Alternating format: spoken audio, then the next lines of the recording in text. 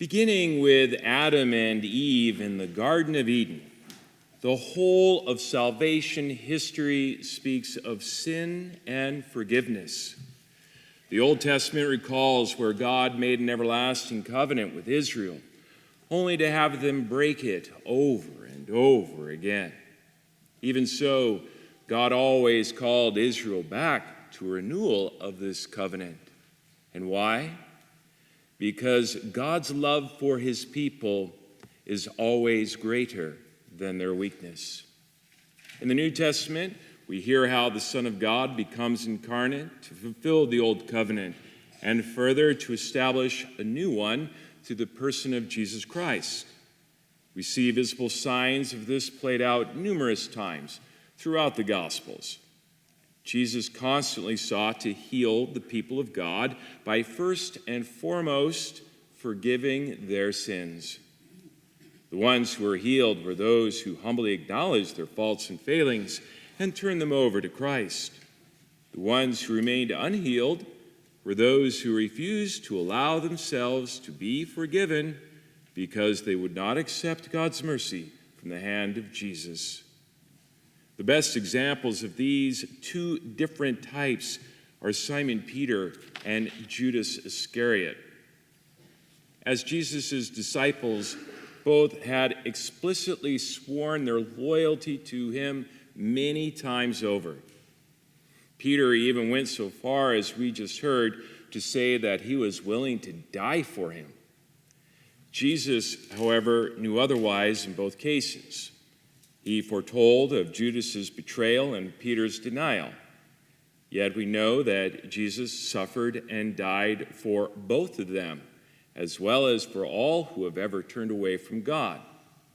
Both Peter and Judas recognized this in light of their failures, but their respective responses were radically different. Peter would accept Jesus' forgiveness and redemption, but Judas would not.